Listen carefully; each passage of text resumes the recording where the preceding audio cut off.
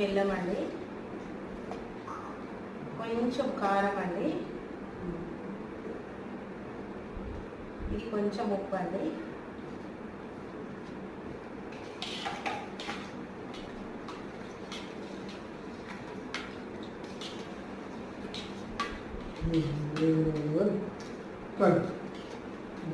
ఇది పోలేలు అయితే ఇలా చేసినండి.